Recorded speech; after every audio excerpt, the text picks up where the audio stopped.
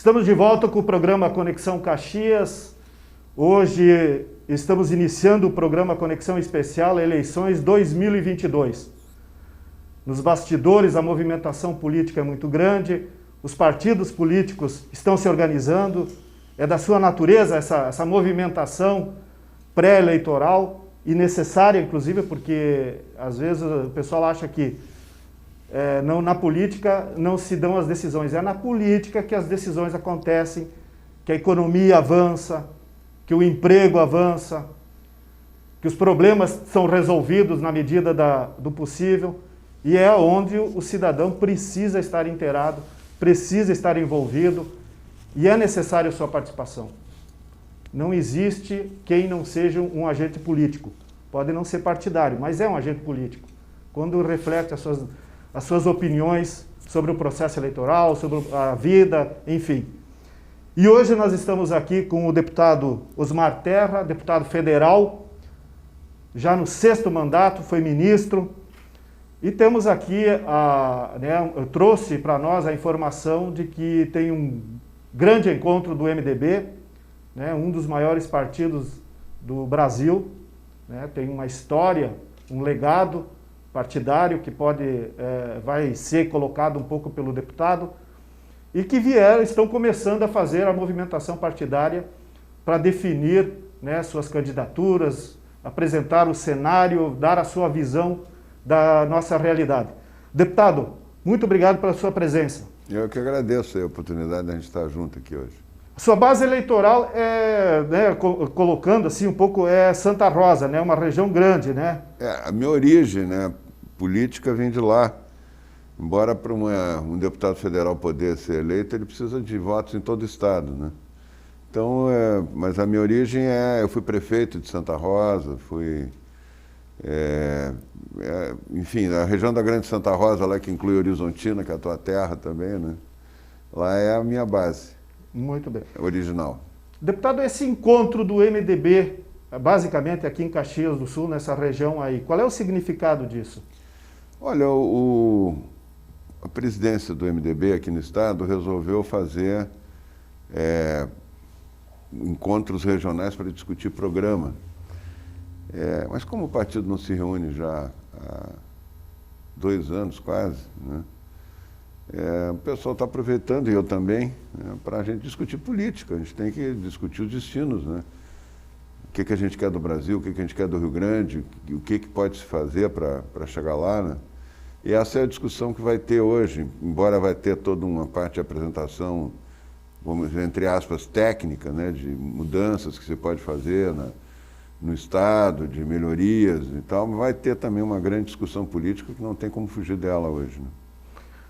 Existe a especulação do lançamento de uma candidatura, do Sartori, que é da nossa região, foi prefeito, governador, tem aqui um legado muito grande. Isso confere ou é só especulação por enquanto? Não, nós colocamos isso na pauta, né?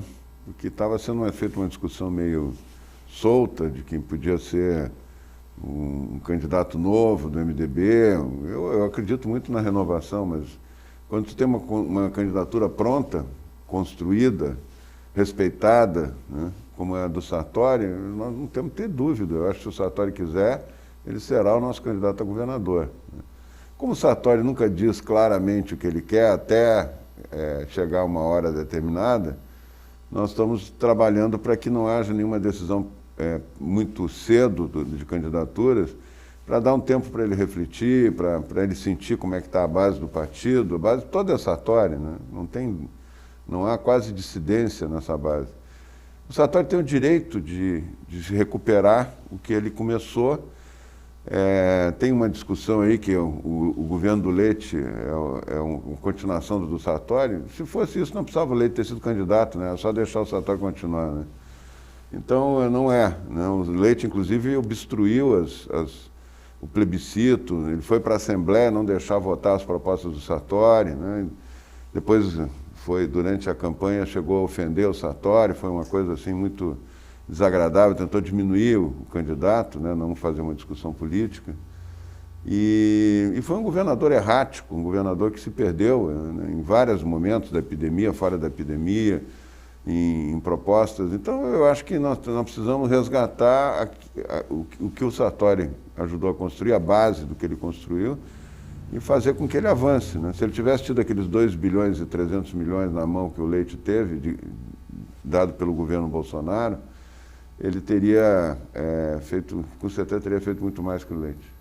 Algumas propostas que o governador aí, o Eduardo Leite, tem sobre as privatizações, elas são as mesmas que o PMDB estava propondo, que era a questão do Banrisul, porque na época hoje o governador tinha dito que o Banrisul era intocável, tem lá na campanha eleitoral. Hoje já não é mais essa versão que ele está apresentando, inclusive a Corsan. Essa onda, claro, a CE é uma coisa assim que eu acredito que a própria sociedade até aceita mais, né, porque é uma outra realidade. Mas como é que o PMDB vê o MDB, perdão, estou ainda com o PMDB. O MDB vê essa questão das privatizações, esse processo que o governo do Estado hoje está lançando, tentando apresentar. Inclusive também nós temos aqui um problema muito grande em aceitar que é hospedagens, porque aqui na nossa história, e aí, né, foi feito na época ainda do Antônio Brito um modelo de pedágio que não foi aceito aqui, inclusive o próprio Sartori foi parceiro no sentido de nós tentarmos resolver essa questão enquanto a região. Como é que o MDB vê esse governo dele, né, nesses processos aí? O Estado, através do tempo, teve coisas boas que foram feitas, mas foi um Estado que foi perdendo capacidade de investimento, né? O Rio Grande do Sul ficou um dos estados com menor capacidade de investimento do país. Ao mesmo tempo, há um movimento no país inteiro, né, um movimento de cunho liberal, né, que é a favor de que o Estado diminua o seu tamanho para poder ser mais eficiente, né? Que ele garanta segurança, saúde, educação, não tem que ficar administrando gráfica, né? Não tem que ficar administrando... Então, eu acredito que existe isso é um movimento, né? Como o Sartori faria, se seria igual ao que o Leite está fazendo, eu tenho minhas dúvidas. Eu acho que ele faria de uma maneira diferente. Mas eu acho que essa é uma tendência natural dos governos hoje, no mundo todo, né? Não é só no Brasil, no mundo todo. O Estado pesado funciona mal. Ajudei a construir o SUS no Rio Grande do Sul, eu fui o superintendente do INAMPS que implantou o Sistema Único de Saúde aqui, na década de 80 ainda, né? Depois fui secretário, 8 anos. Eu posso dizer que a máquina da saúde, a área da saúde, o que é público tem que ser a atenção básica. Agora, quando vai para hospital, vai para gestão de hospital, então é um problema seríssimo, né? O setor público custa muito e dá uma resposta pequena, né? Um doente internado no Moinhos de Vento, pagando particular, ele custa 6 vezes menos do que um doente internado no Grupo Hospitalar Conceição, que é totalmente público, né? E 9 vezes menos do que um doente internado no Hospital Presidente Vargas, que é público. Então, como é que a gente explica que o dinheiro da população está sendo gasto desse jeito, né? Então, eu acho que tem coisas que tem que mudar, né? Eu não estou dizendo que seja... Eu acho que os hospitais filantrópicos dão uma boa resposta. Aqui em Caxias é um exemplo disso, sim. Né? Os hospitais têm possibilidade de ter o hospital universitário, ter o hospital Pompeia, os outros hospitais aqui, eles dão uma boa resposta. Mas são entidades sem fins lucrativos, que trabalham para a comunidade. Mas não é aquela coisa pesada estatal, né? Que tu tem que fazer um concurso cada vez que sai alguém da UTI, um médico se aposenta, né? Então, eu estou dando um exemplo da área que eu conheço mais, né? Mas eu não vejo diferença nas outras áreas também. Eu acho que a CE é muito pesada, né? Essas coisas tinham que mudar mesmo. E as possíveis alianças partidárias, qual é a visão que vocês têm hoje, o MDB tem, qual é a possibilidade de alianças? Porque devem estar discutindo já, né, algumas. Eu vou te dar a minha opinião, que eu acho que na base do partido é majoritária. Sim. A cúpula é outra coisa. Sim, né? sim. A cúpula mas na base do partido é majoritária. Eu não vejo, para ter um candidato a presidente da República, por exemplo, acho que a eleição nacional influencia as outras, né? Como foi já na última vez, influenciou muito. Sim, sim. Né? Não tem um candidato a presidente da República. Isso, eu ia perguntar essa questão nacional, porque, se me permite, a gente sabe, o PMDB é um partido que é grande, quase uma federação. Eu estou aqui fazendo, de repente, um pré-julgamento. É uma federação. Um pré-julgamento. E como que compatibilizar isso? Porque também há um movimento, teoricamente, é um partido que está no centro, né? E tem um esforço, cara, eu não gosto de usar essa palavra de direita e esquerda, mas enfim, nós temos que tentar achar a direita faz um esforço para ter o PMDB enquanto aliado, e a esquerda também, porque está lá no Nordeste, a gente sabe todo o esforço que tem aí, talvez um candidato que tem hoje uma expressão tanto a nível de pesquisa, né, que hoje a pesquisa também é momentânea, mas enfim, e tá fazendo toda uma incursão em cima dos representantes do MDB, né, nessa região lá, né. Então a gente sabe isso também. Como é que fazer toda essa costura para tentar achar um caminho mais viável, né? Olha, eu vejo assim, o MDB é uma federação, como tu falaste, né? E tem os seus coronéis regionais, né? Principalmente no Nordeste. E eles jogam de acordo com seus interesses. Então eles nunca construíram um candidato a presidente da República, porque não interessa. Interessa é ter bancada, né? Interessa aderir ao governo, né? Qualquer que seja o governo, sem critério político ideológico. Essa história de ser de centro serve para qualquer coisa, né? Esse centro, para mim, não quer dizer nada, né? Você diz que é de centro para não ser de esquerda, mas vai para a direita. Se não vai para a direita, vai para a esquerda e aceita qualquer aliança, sem postura ideológica, sem pensar no país, sem pensar nos princípios éticos, morais, né? O MDB foi muito abalado pela questão ética e moral, né? Na última eleição deu para ver bem isso. Nós tínhamos 70 deputados federais, ficamos com 32. É uma queda e tem a ver com acusações, até pode ser infundadas, né, contra o governo, embora eu acho que o Michel fez um bom governo, né? Mas tinha a ver também com a candidatura fraca. Inventaram um candidato de última hora, que era o Meirelles. Pode ser um bom economista, mas como político foi um desastre, né? Então, nós nos vimos obrigados aí a segurar vários andores muito pesados e inclusive sem ter culpa nenhuma no que estava acontecendo, né? Então, eu acho que o MDB, para preparar um candidato, ele tem que ser com tempo, tem que levar 4 anos, 5 anos investindo num nome, numa liderança, né? O partido nunca fez isso. Ele sempre aderiu, né? Então não vai ser agora que vai fazer. Estão falando da Simone Tebet, eu gosto muito da Simone pessoalmente, é uma senadora, uma querida amiga e tal, mas não tem condição nenhuma de ganhar. Ela vai fazer menos voto que o Meirelles, na minha opinião, né? Então não tem como fazer isso. Os deputados e os líderes, os senadores lá do Nordeste já estão jantando com Lula, né? Já decidiu. E nós aqui no Sul, nós sempre tivemos uma diferença de opinião, né? Eu acho que aqui, eu acho que a eleição vai ser polarizada. Ou vai dar o Lula ou vai dar o Bolsonaro. Não existe esse negócio do caminho do meio, é ilusório, né? Uma eleição tão polarizada, tu vota num candidato para não dar o que tem mais chance de ganhar do que tu não quer, né? Não é nem, às vezes, o que tu gosta do candidato. Então vai ser isso que vai acontecer, né? Eu não vejo a candidatura do PSDB viável, nem qualquer que seja o resultado da prévia deles, né?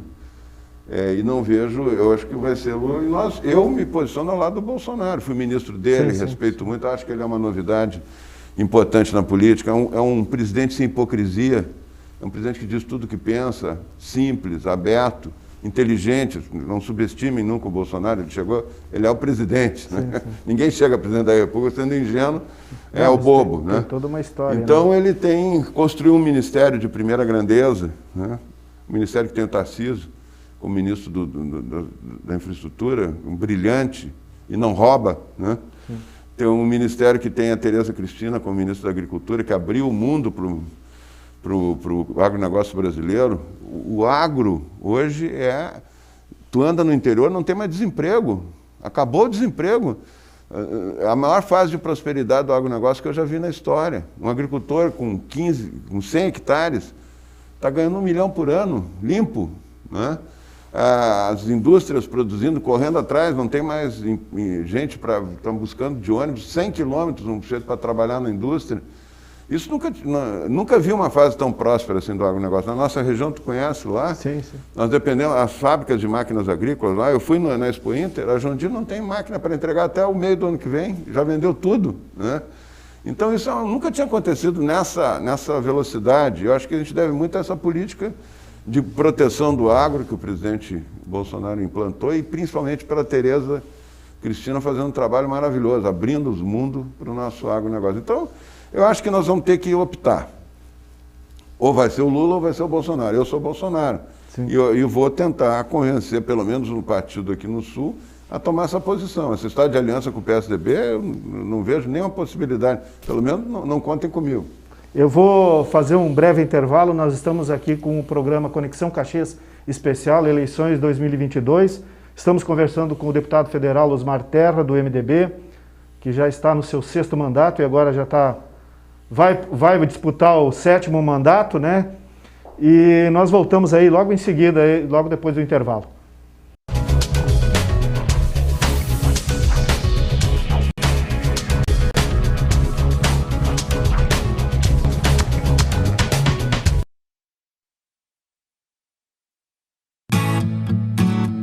Luxo Ótica tem armações modernas, lentes produzidas em laboratórios da mais alta tecnologia. Atendimento personalizado, com Sandra e Glorinha, mais de 30 anos no mercado óptico. Convênios com empresas, planos de saúde e sindicatos. Luxo Ótica, Borges de Medeiros, entre a Júlio e Sinimbu. Visite-nos e valorize sua visão.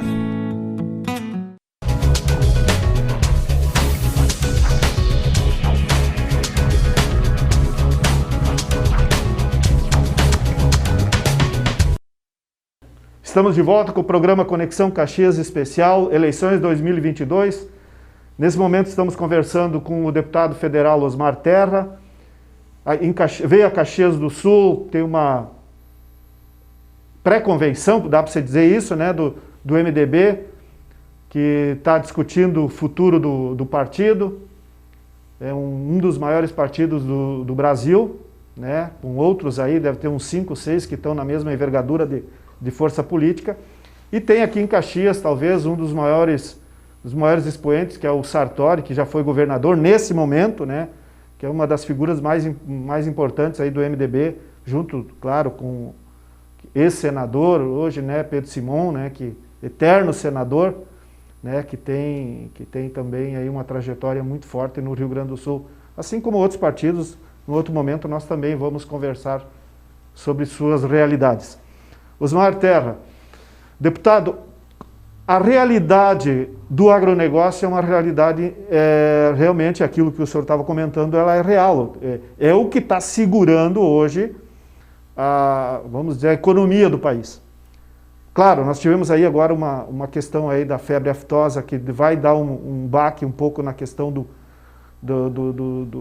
da compra da carne pela China, enfim, que está parada agora nesse momento. A gente está comemorando porque a carne baixou o preço, então de repente nós vamos poder fazer algum churrasquinho um pouco mais, ainda mais nós aqui no Sul, né, com mais frequência. Como é que o senhor vê essa realidade da economia, no sentido que nós estamos aí numa média de uns 15 milhões de desempregados, 40 milhões estão à margem da sociedade porque não tem carteira assinada. Eu vou dar aqui um depoimento da minha opinião. Aquelas reformas estruturais, no sentido da reforma, não administrativa, a reforma trabalhista não deu resultado, a meu ver, né? Não trouxe resultado, tanto que hoje continua ainda o desemprego ainda grande e a carteira assinada, claro, é uma realidade, e aí eu gostaria que o senhor se posicionasse sobre isso, desse a sua opinião. E nós voltamos ao mapa da fome, e nós caímos de 7ª economia para a 14ª economia. Eu gostaria que o senhor desse sua visão sobre isso. Eu posso te dar uma visão de país, porque eu fui ministro justamente dessa área social, né, tanto no governo Temer quanto no governo Bolsonaro. Né, e posso te dar uma opinião de vivência política. Né. Nós estamos sofrendo as consequências de uma pandemia. Né. A Dilma tinha tanto ou mais desempregados no governo dela, quando ela saiu, e não tinha pandemia nenhuma. Né? Foram erros políticos, de condução política. Né? Agora a gente tem uma pandemia. Quando a pandemia começou, o presidente alertou que não dava para fazer aquele discurso, nós temos que ficar em casa e a economia a gente vê depois. Né? Foram erros em série cometidos pelos governadores, que o presidente não pôde interferir. Ele foi proibido pelo Supremo, proibido não, foi impedido pelo Supremo de mudar a estratégia dos governos estaduais. E os governos se combinaram e fizeram uma estratégia que, a meu ver, não teve resultado nenhum, foi uma tragédia, né? De fica em casa, a grande mídia fica em casa, assustando as pessoas, e a economia a gente vê depois, né? O Rio Grande do Sul quebrou mais de 100 mil pequenas, médias e microempresas nesse período. Foi trágico. Eu fiz até um vídeo há pouco tempo atrás, num shopping lá de Porto Alegre, mostrando as lojas fechadas, e muitas fechadas para sempre, né? Gerou desemprego, gerou... os informais ficaram praticamente sem trabalho, né? O presidente teve que dar uma ajuda para eles. Foi a maior, somando o que foi pago pelo auxílio emergencial do governo federal nos 9 meses que ele repassou, foi mais que todo o Bolsa Família. Eu posso falar isso porque eu fui o ministro do Bolsa Família em 2 governos, né? Então eu conheço esse assunto. Somar tudo que foi pago para os mais pobres no Bolsa Família não dá o que foi pago nesses 9 meses, de 600 a 1.200 reais, para 65 milhões de brasileiros. Então, isso evitou o caos, né? Que essas pessoas não iam ficar morrendo de fome fechadas em casa, elas iam sair para arrumar comida de qualquer jeito. Eu faria isso, né, se tivesse uma situação dessa. Então, o governo evitou uma crise. O governo repassou recursos, o governo Bolsonaro repassou recursos para os estados que nunca haviam sido repassados. Tanto é que o governador Eduardo Leite não pagou, não botou em dia a folha com fluxo de caixa, que sempre foi uma invenção, uma mentira. Ele pagou com o dinheiro que o Bolsonaro botou na mão dele, 2 bilhões e 300 milhões. O caixa único. Então, ele, além de 800 milhões para a saúde, os municípios nunca receberam tanto recurso quanto receberam nesse período. E o agronegócio, por que o agronegócio está bombando? Na minha região, lá na nossa região, não tem desemprego, não tem ninguém desempregado. Só está desempregado quem não quer trabalhar, né? Por quê? Porque o agro não parou nem um dia, o agro não ficou em casa, ele não acreditou na RBS, ele não ficou em casa, né? Ninguém ficou em casa, os serviços essenciais não pararam nem um dia. Se construiu um mundo de ficção, que as pessoas podiam ficar em casa, trocando receitas de bolo, né? Como os artistas da Globo faziam, como os funcionários que tinham dinheiro garantido, ou as pessoas ricas tinham, enquanto que a maioria da população, até por ser serviços essenciais, que não podiam parar, não pôde parar, porque se parasse o agronegócio, morria todo mundo de fome. Os frigoríficos não pararam os laticínios, não pararam os caminhoneiros, não pararam os agricultores, não pararam os tratoristas, não pararam. Isso é 40% da mão de obra no Brasil, só o agro. Se tu pensar que a saúde também não parou nenhum dia, que os supermercados não pararam, uma parte do comércio não parou, que os serviços de segurança não pararam, que os serviços das prefeituras não pararam, né? Tu vai somando isso aí, a construção civil não parou, as grandes indústrias não pararam, que fica em casa era esse, né? Quem é que podia ficar em casa, né? Então o que aconteceu? 70 milhões de brasileiros saíram todo dia para trabalhar, igual com o Dória, medindo o grau de pessoas que estão em casa, não sei o que lá. Não adianta isso, não adiantou nada, isso é uma ficção, né? E voltaram para casa de noite, podendo um ou outro estar contaminado. Qual é o lugar mais fácil de contaminar uma pessoa? É na rua, caminhando com máscara? Não, é em casa. Você tira a máscara. Isso é outra hipocrisia.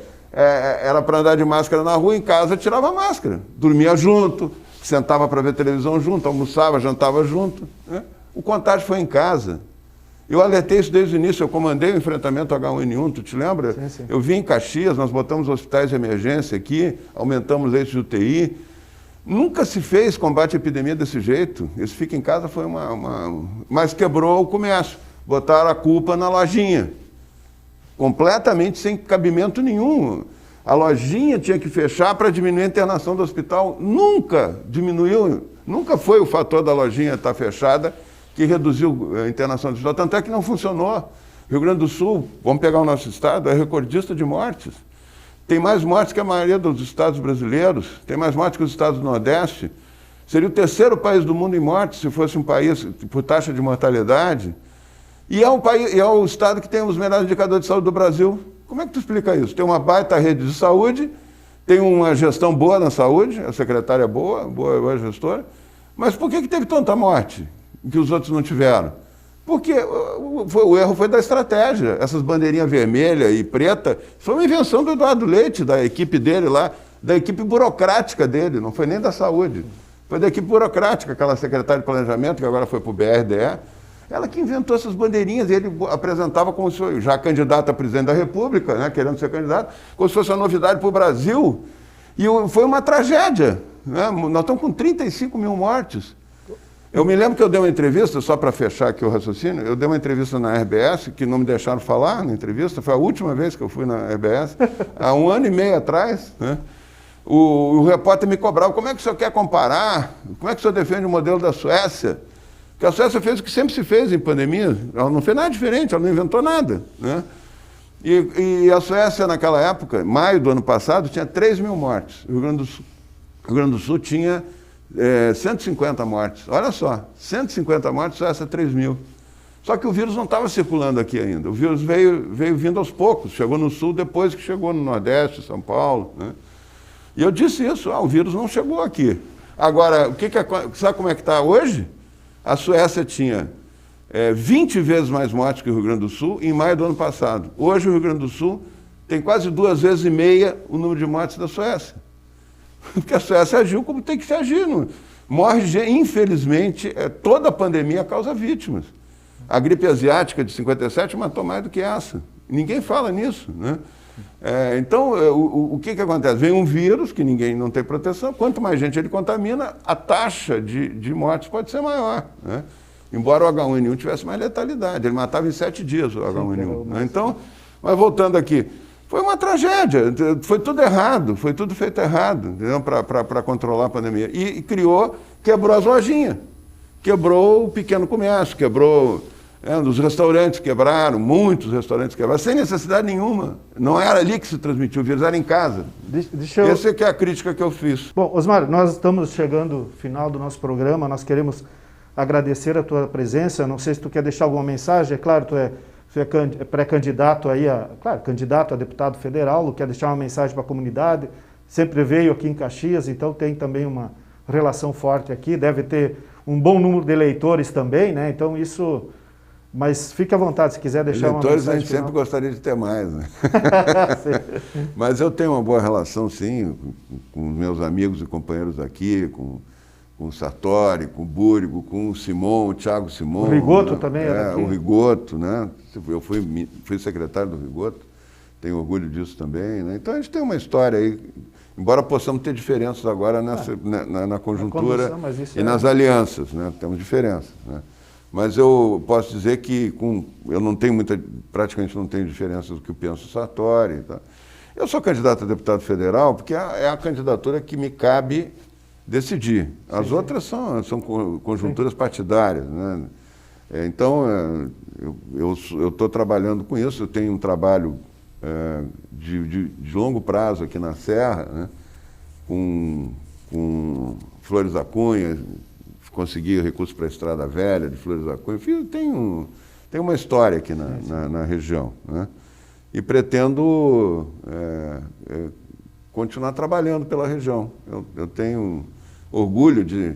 Eu faço política não é para ganhar dinheiro, eu nunca roubei dinheiro, nunca desviei dinheiro público, eu tenho 40 anos de política, eu faço política para mudar o mundo. Esse mundo que a gente vive, injusto, cruel, muitas vezes, e tal, é a política que muda isso. Sim, né? E eu acho que a gente tem que fazer a política transformadora.